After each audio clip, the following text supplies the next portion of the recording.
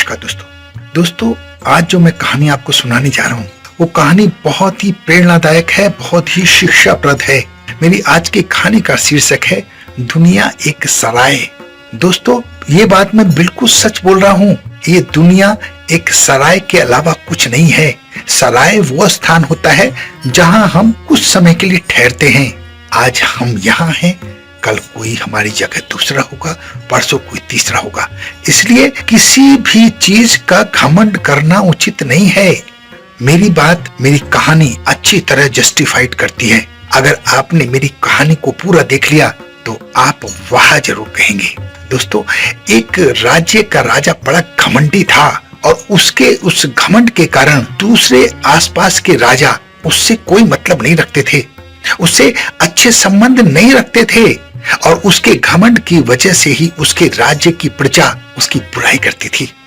एक दिन दो महात्मा वहां से गुजर रहे थे। उन महात्माओं ने जब उस राजा के बारे में सुना तो उसे सबक सिखाने की सोची।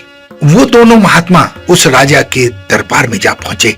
इस बात से राजा बहुत क्रोधित हो गए और उसने गुस्से में भरकर कहा, ये क्या उद्दंडता है? महात्मा जी, आप किसकी आज्ञा से अंदर आए हैं?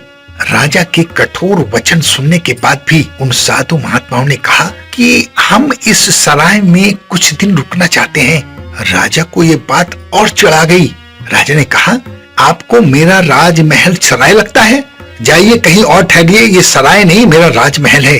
साधु ने फिर कहा कि राजा, आपसे पहले ये राज्य किसका था? उसने कहा, मेरे पिताजी का।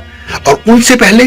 तब राजा ने कहा, आप लोग कहना क्या चाहते हैं? तब उस साधु ने कहा कि राजन, ये राजमहल भी सराय है। आपके दादाजी कुछ दिन के लिए आए, फिर चले गए। फिर आपके पिताजी आए, कुछ दिन के लिए आए और चले गए। फिर आप आए और कुछ दिन रहेंगे, फिर कोई और आएगा।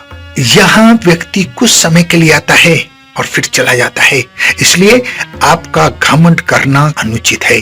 राजा इन बातों से इतना प्रभावित हुआ कि उसने राजपाट छोड़कर उन साधुओं के चरणों में गिर गया और अपने घमंड के लिए उनसे माफी मांगी। दोस्तों, ये घमंड की जगह नहीं है। ये दुनिया एक सराय है जिसकी समझ में जितनी जल्दी आ जाए उतना उसके लिए अच्छा है।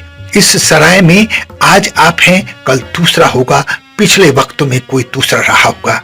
यहाँ न जाने कितने लोग रोज आते हैं और न जाने कितने चले जाते हैं। इसलिए अच्छी सोच रखिए, अच्छे काम करिए और घमंड बिल्कुल मत कीजिए, क्योंकि इस सराय से सबको एक न एक दिन जाना है। दोस्तों, जो बात मैं आपको समझाना चाहता हूँ वो आपकी समझ में आ गई है। इस दुनिया में रहते हुए घमंड करना अनुचित है। अच्छे काम करिए, अच्छे बनिए, लोगों की मदद के लिए हमेशा तैयार रहिए।